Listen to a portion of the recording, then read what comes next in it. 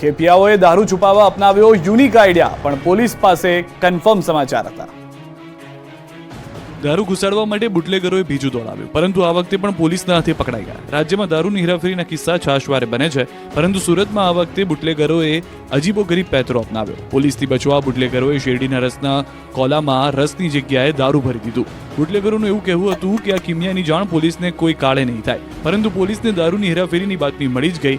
બાતમીના આધારે પોલીસે બગવાડા ટોલ નાકા નજીક વોચ ગોઠવી શેરડીના રસ કાઢવાના મશીનમાં મોટી માત્રામાં દારૂ છુપાવ્યો હોવાનું જાણવા મળ્યું હતું. કોલાની અંદર શેરડીના સાઠા, શેરડીના વેસ્ટની નીચે અને સ્ટેપના ટાયરમાં બનાવાયેલા ચોરખાનામાંથી મોટી માત્રામાં વિદેશી દારૂનો જથ્થો મળી આવ્યો. ઉનાળામાં ગામે ગામ ફરી અને શેરડીનો રસ વેચતા હરતા ફરતા બનાવટી રસના કોલામાંથી મોટી માત્રામાં વિદેશી દારૂનો જથ્થો મળી આવતા પોલીસ પણ ચોંકી ઉઠી. બહારથી ખાલી ખમ દેખાતા રસના કોલામાં વિવિધ જગ્યાએ છુપાવેલા દારૂનો જથ્થો પોલીસે પકડી પાડ્યો. ગેરકાયદેસર રીતે લોકો રહેતા હોવાની શંકાને આધારે વલસાડના વેજલપુરમાં જનતા રેડ, શંકાસ્પદ લોકોને પોલીસને સોંપ્યા. વલસાડ શહેરને અડીને આવેલા વેજલપુર ગામમાં લોકોએ જનતા રેડ કરી. જનતા રેડ કરીને ગામને છેવાડે આવેલી કેટલીક ચાલીઓ અને ગેરકાયદેસર રીતે રહેતા લોકોની પૂછપરછ કરી. છેલ્લા કેટલાક સમયથી છેવાડાના વિસ્તારોમાં અજાણ્યા લોકો આવીને વસવાટ કરતા હોવાની ચર્ચા હતી. આ વિસ્તારની ચાલીઓ અને કેટલીક જગ્યાએ છૂટાછવાયા બહારથી આવી રહેલા લોકો હતા, જેને લઈને લોકોને આશંકા જતા વેજલપુરના સરપંચ અને સ્થાનિક લોકો એકઠા થઈ ગયા. ગામના છેવાડાના વિસ્તારમાં રહેતા અજાણ્યા અને પરપ્રાંતીય લોકોના ઓળખ માટેની આધાર પુરાવા ચકાસ્યા. ગામના સરપંચ અને સ્થાનિક લોકો મોટી સંખ્યામાં તમામ વિસ્તારોમાં ફરી અને જ્યાં પરપ્રાંતીય અને અજાણ્યા લોકો જ્યાં રૂમ કે ચાલીઓમાં રહેતા હતા તેમની ઓળખ કરવા માટેના આધાર કાર્ડ અને અન્ય આધાર પુરાવા માંગ્યા હતા. કેટલાક અજાણ્યા લોકો અસામાજિક પ્રવૃત્તિઓમાં પણ જોડાયેલા હોય તેવી સ્થાનિક લોકોને આશંકા હતી. આથી આ મામલાને ગંભીરતાથી લઈ ગામવાસીઓ એકઠા થઈ અને આ ગામના ખૂણે ખૂણે વિસ્તારોમાં તપાસ હાથ ધરી, જે દરમિયાન 3 લોકો શંકાસ્પદ મળી આવ્યા. આથી આ મામલે વલસાડ પોલીસ સ્ટેશનને જાણ કરી શંકાસ્પદ અજાણ્યા લોકોને પોલીસને સોંપ્યા હતા. થોડા સમય અગાઉ ગ્રામ પંચાયત દ્વારા પણ ચાલી માલિકોને નોટિસ આપી હતી અને પોતાના ચાલી અને રૂમમાં રહેતા પરપ્રાંતીય લોકોના ઓળખ અને આધાર પુરાવાઓ પંચાયતમાં જમા કરાવવા જાણ કરી હતી. દાહોદમાં નકલી અધિકારીઓનો ભાંડો ફૂટ્યો, ઓઇલ ફેક્ટરીમાં કરવા ગયા હતા રેડ. કંપનીએ નોકરીમાંથી કાઢી મૂક્યા તો હથિયારો સાથે નકલી અધિકારી બનીને રેડ પાડવા આવ્યા. ઓઇલ ફેક્ટરીમાં રેડ કરીને તોડ કરવાના ઈરાદે આવેલા નકલી ફૂડ અધિકારીઓનો પર્દાફાશ થયો. દાહોદના ઉસરવાણામાં ઓઇલ ફેક્ટરીમાં રેડ કરવા આવેલી નકલી ફૂડ અધિકારીઓ ઝડપાયા. ચોંકાવનારી વાત તો એ છે કે આ કોઈ સ્થાનિક લોકો નહોતા, પરંતુ મધ્યપ્રદેશના ઇન્દોરથી આવ્યા હતા. ઓઇલ કંપનીમાં નકલી અધિકારી બનીને રેડ કરવા આવ્યા, પરંતુ તેઓ પોતાના ઈરાદાઓને અંજામ આપી પહેલા જ કંપનીના માલિકને જાણ થઈ ગઈ. કંપનીના માલિકને જાણ થતાં દાહોદ બી ડિવિઝન પોલીસને નકલી અધિકારી અંગે જાણ કરી. તાત્કાલિક ઓઇલ ફેક્ટરી પહોંચીને પોલીસે 4 ઇસમોને ઝડપી પાડ્યા. તેઓ પાસેથી માઉઝર પિસ્તોલ તેમજ 4 કારતૂસ પણ મળી આવતા પોલીસ ચોંકી ઉઠી. ઉપરાંત 56,700નો મુદ્દામાલ જપ્ત કર્યો. મહત્વનું છે કે થોડા સમય પહેલા કાઢી મૂકેલા કર્મચારીઓ નકલી અધિકારી બની રેડ પાડવા આવ્યા હોવાનો ચોંકાવનારો ખુલાસો થયો. ગરમી અંગે અંબાલાલ પટેલની આગાહી, કહ્યું આ વખતનો ઉનાળો આકરો રહેશે. ગરમી અંગે અંબાલાલ પટેલની આગાહી, આ વખતનો ઉનાળો આકરો રહેશે. એપ્રિલમાં કાળઝાળ ગરમી પડશે. બપોર થતાં જ ઉનાળાની ગરમીનો અહેસાસ થવા લાગ્યો છે. જોકે હવે ધીમે ધીમે તાપમાન પણ વધશે. હવામાન નિષ્ણાંતોનું પણ અનુમાન છે કે ચાલુ વર્ષનો ઉનાળો આકરો રહેશે. અંબાલાલ પટેલે જણાવ્યું છે કે આજથી વાદળો આવવાની શક્યતા રહેશે. દક્ષિણ ગુજરાત, સૌરાષ્ટ્રના ભાગોમાં, ગુજરાતના છૂટાછવાયા ભાગોમાં વાદળ આવી શકે. 26 માર્ચ સુધીમાં ઘણા ભાગોમાં વાદળ આવે તેવી શક્યતા છે. આ અરસામાં દેશના ઉત્તરીય પર્વતીય ભાગોમાં 2 થી 3 વેસ્ટર્ન ડિસ્ટર્બન્સ આવી શકે. હવે આવતા વેસ્ટર્ન ડિસ્ટર્બન્સ અસર દેશના ઉત્તરીય પર્વતીય વિસ્તારોમાં થઈ શકે છે. અંબાલાલે કહ્યું, માર્ચ મહિનામાં મધ્ય ગુજરાતમાં મહત્તમ તાપમાન 42 ડિગ્રી સુધી જવાની શક્યતા રહે અને એપ્રિલ મહિનાથી આખરી ગરમી ગુજરાતમાં રહેશે. 26 એપ્રિલથી 10 મે સુધીમાં અરબ દેશોમાંથી આવતો ઘૂંટકટ તેમજ દેશના કેટલાક ભાગોમાં આંધી વંટોળનું પ્રમાણ ગુજરાતથી ઉત્તર પ્રદેશ અને બિહાર સુધી આંધી વંટોળની અસર થઈ શકે. આ વર્ષે પવનની ગતિ વધુ રહે. એપ્રિલ મહિનામાં પલટો આવે. 10 મે પછી બંગાળના ઉપસાગરમાં ચક્રવાતનું પ્રમાણ વધે. ગુજરાતમાં આંધીનું પ્રમાણ વધી શકે. 25 મે થી અરબ સાગરમાંથી હવાના હળવા દબાણ ઊભા થવાની પણ શક્યતા છે. કેસર કેરીના રસિયાઓ માટે માઠા સમાચાર. સતત બદલાયેલા વાતાવરણ વચ્ચે આ વખતે કેસર કેરી મોંઘી પડે તો નવાઈ નહીં. ઉનાળો આવતા જ કેરી રસિયાઓ કેસરની આતુરતાથી રાહ જોતા હોય છે, પરંતુ આ વખતે કેસર કેરી મોંઘી બની શકે છે. ગીરના સિંહ કેસર કેરી જગવિખ્યાત છે, પરંતુ આ વખતે કેસર કેરીના રસિકોને કેરી મોંઘી પડે તો નવાઈ ન લગાડતા ગ્લોબલ વોર્મિંગની અસરને કારણે આ વખતે કેરીના પાક ઓછો ઉતરે એવી શક્યતાઓ છે. નવાઈની વાત એ છે કે 70% બગીચામાં મોર આવ્યા જ નથી અને જે બગીચાઓમાં ફ્લાવરિંગ થયું છે તેમાં પણ રોગ જીવાતના કારણે 60% જેટલા મોર બળી ગયો છે. ઘણા ખરા ગીર વિસ્તારના ખેડૂતોને છેલ્લા 3 વર્ષથી કેસર કેરીનું ઉત્પાદન બિલકુલ થયું જ નથી. ગીરની પ્રખ્યાત કેસર કેરીના હબ ગણાતા તાલાલામાં મેંગો માર્કેટના ચેરમેને કેસર કેરીના પાકને બચાવવા સહાયની માંગ કરી છે. ગીરનું અમૃત ફળ ગણાતી કેસર કેરીનો પાક વાતાવરણની પ્રતિકૂળતાને કારણે સતત નિષ્ફળ જતો હોવાથી ગીર પંથકના બાગાયતી ખેડૂતોની સ્થિતિ કફોડી બની છે. બીજી તરફ ગીરમાં કેસર કેરીનું ઉત્પાદન કરતા ખેડૂતો પણ કહી રહ્યા છે કે આ વર્ષે ગીર વિસ્તારમાં કેસર કેરીનો પાક બદલાતા વાતાવરણને કારણે સંપૂર્ણ નિષ્ફળ ગયો છે. ગીરમાં કેસરનું ઉત્પાદન ઘટી રહ્યું હોવાથી આંબાવાડીના ખેડૂતો પર મોટી મુશ્કેલી આવી પડી. દાંતીવાડા યુનિવર્સિટીનો નવતર પ્રયોગ, હવે એઠવાડ ફેંકી દેવો નહીં પડે. તમે ક્યારેય વિચાર્યું પણ નહીં હોય કે એઠવાડમાંથી ઉર્જા ઉત્પન્ન થઈ શકે, પરંતુ આ નવતર પ્રયોગ કરી બતાવ્યો છે દાતા યુનિવર્સિટીએ. ભોજન બાદ વધેલા એઠવાડમાંથી ઉર્જા ઉત્પન્ન કરવામાં આવે છે. આવી કોઈ વાત કરે તો વિશ્વાસ જ ના આવે, પરંતુ બનાસકાંઠામાં આવેલ દાંતીવાડા કૃષિ યુનિવર્સિટી દ્વારા એક નવતર પ્રયોગ કરવામાં આવ્યો છે, જેમાં એઠવાડમાંથી ઉર્જા ઉત્પન્ન કરાઈ રહી છે. વાત થોડી વિચિત્ર લાગશે, પરંતુ હકીકત છે. બનાસકાંઠાની દાંતીવાડા કૃષિ યુનિવર્સિટી ખાતે આવેલી કોલેજ ઓફ રિન્યુએબલ એનર્જી અને એન્વાયરમેન્ટ એન્જિનિયરિંગ દ્વારા વેસ્ટ ફૂડનો બેસ્ટ ઉપયોગ થઈ શકે એવું નવતર સંશોધન કરી સ્માર્ટ બાયોગેસ પ્લાન્ટ સ્થાપિત કરવામાં આવ્યો છે, જે એલપીજી રાંધણ ગેસનો શ્રેષ્ઠ વિકલ્પ અને ઓર્ગેનિક ખાતર મેળવવા માટેનો બેસ્ટ પ્લાન્ટ સાબિત થયો છે. આ સાથે જ સ્વચ્છ ભારત અભિયાન અને પર્યાવરણ જતન દ્વારા યુનિવર્સિટીના ગ્રીન કેમ્પસના ઉદ્દેશને સાચા અર્થમાં સાકાર કરી રહ્યો છે. વર્ષ 2009-10માં ભારતની સૌપ્રથમ college of renewable energy and environment engineering કોલેજની સ્થાપના કરી હતી. ત્યારે આ કોલેજ દ્વારા એઠવાડનો પણ સદુપયોગ થાય તેવો અનોખો પ્રયોગ હાથ ધરાયો છે.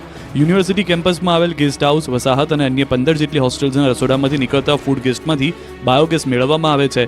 આ પ્લાન્ટની વિશેષતા એ છે કે કુદરતને નુકસાન કર્યા વગર કુદરતની સાથે રહીને સ્વચ્છ ઉર્જા મેળવાય છે. ભવિષ્યમાં આ પ્લાન્ટ લગ્ન કે શુભ પ્રસંગો તથા જમણવાર અને સામાજિક ધાર્મિક સંસ્થાઓમાં ચાલતા મોટા રસોડા, હોસ્ટેલ્સ, છાત્રાલયોમાં ચાલતા રસોડામાં બળતણનો શ્રેષ્ઠ વિકલ્પ બની શકે છે. અરવલ્લી પંથકમાં બટાકાનો ઉદ્યોગ ફૂલ્યો ફાલ્યો છે. મબલખ વાવેતર થતા ટ્રાન્સપોર્ટ ઉદ્યોગ વેગવંતો બન્યો. અરવલ્લી જિલ્લામાં છેલ્લા 5 વર્ષમાં બટાકાનું વાવેતર વધ્યું છે. જિલ્લામાં દર વર્ષે 60,000 હેક્ટર જમીનમાં બટાકાનું વાવેતર થાય છે. બટાકાના વાવેતર માટે સમગ્ર જિલ્લામાં અંદાજિત 50,000 કટ્ટા જેટલું બિયારણ લાવી ખેડૂતો કોલ્ડ સ્ટોરેજમાં મૂકતા હોય છે. ત્યારબાદ સિઝન આવતા આ કટ્ટાની વાવણી કરે છે અને ખેડૂતો મબલખ ઉત્પાદન પણ મેળવે છે. અરવલ્લી, સાબરકાંઠા અને દહેગામ સહિતના ખેડૂતો મોટા પ્રમાણમાં બટાકાનું વાવેતર કરીને આવક મેળવે છે.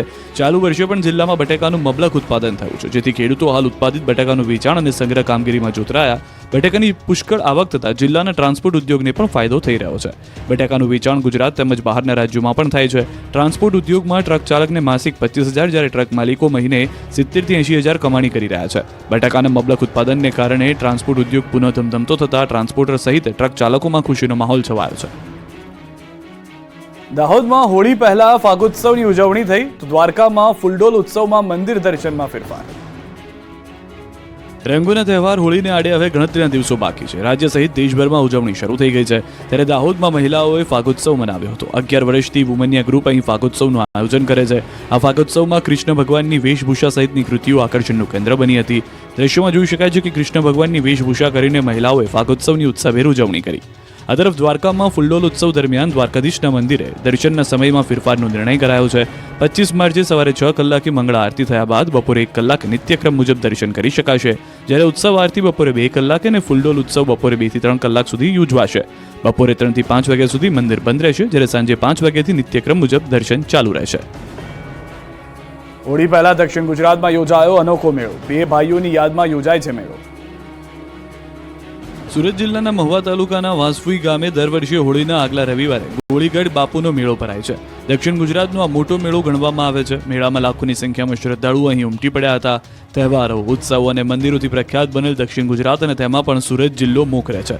સુરત જિલ્લાના આદિવાસી વિસ્તાર ગણાતા તેવા મહુવા તાલુકામાં કંઈક અલગ રીતે હોળી પર્વની ઉજવણી કરાય છે. મહુવા તાલુકામાં વાસફુઈ ગામમાં વર્ષોથી ગોળીગઢનો મેળો ભરાય છે. આ મેળો હોળી પર્વના આગળના રવિવારે જ વર્ષોથી ઉજવાય છે. મેળામાં દક્ષિણ ગુજરાતમાંથી લાખોની સંખ્યામાં શ્રદ્ધાળુ ઉમટી પડે છે. લોકવાયકા મુજબ વર્ષો પહેલા અહીં ગામમાં 2 ભાઈઓ રહેતા, જ્યાં હાલ મંદિર બનાવવામાં આવ્યું છે. ઢોર ચરાવવા માટે તેઓ આવતા અને મંદિરની જગ્યાએ બેસીને ગુમડા, ઓરી, અછબડા જેવા રોગના દર્દીઓને તેઓ આયુર્વેદિક દવા આપતા. આ દવાથી લોકોના રોગ પણ દૂર થઈ જતા. વર્ષો સુધી દવા આપ્યા બાદ 2માંથી એક ભાઈ હોળી પહેલા આવતા રવિવારે જ મૃત્યુ થયું હતું અને બીજા ભાઈનું પણ બીજા વર્ષે હોળીના આવનાર આગળના રવિવારે જ મૃત્યુ થયું.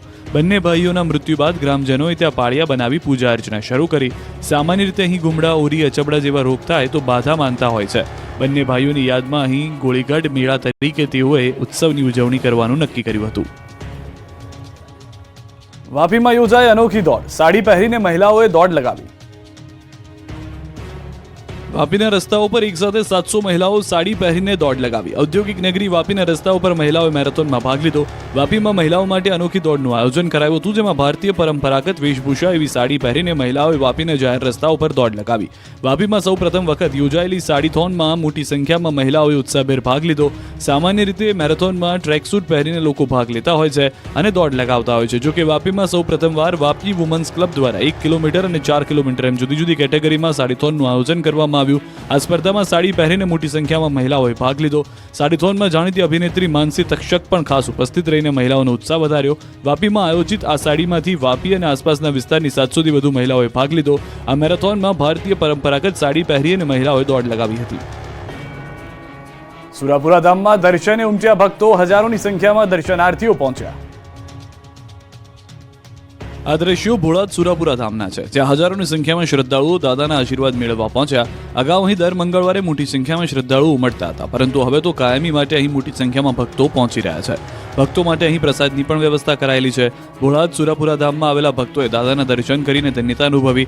શ્રદ્ધાળુઓના મતે 900 વર્ષ પૂર્વે અહીં વેલડું બચાવવા માટે વીર તેજાજી દાદા અને વીરરાજજી દાદાએ પોતાનું બલિદાન આપ્યું, જેમની ખાંભીઓ અહીં આવેલી છે. ચારણની દીકરીઓની આબરૂ બચાવવા માટે વીર તેજાજી દાદા અને વીર રાજાજી દાદાએ પોતાના બલિદાન આપ્યા હતા. હાલ દાનબા બાપુ સુરાપુરા ધામમાં ભક્તિ અને સેવાનું કામ કરે છે. હજારો લોકોને તેમણે દારૂના વ્યસનમાંથી મુક્તિ અપાવી છે. સમાજમાંથી અંધશ્રદ્ધાને ડામવા માટે તેઓ સક્રિય ભૂમિકા ભજવી રહ્યા છે. પંચમહાલના કાલોલમાં નર્મદાની કેનાલમાં ગાબડું પડ્યું. કેનાલનો ભાગ તૂટી ગયો છે. પાણીનો બગાડ થઈ રહ્યો છે. કેનાલમાં ભંગાણ, ખેડૂતોમાં નારાજગી. સ્થાનિકોના મતે છાશવારે કેનાલમાં ગાબડા પડતા રહે છે. જો કે ક્યારેક મોટું ભંગાણ થવા સાથે નુકસાનીની શક્યતાઓ પણ નકારી શકાય એમ નથી. થોડા દિવસો અગાઉ શક્તિપુરા પાસે ભંગાણ સર્જાયું હતું.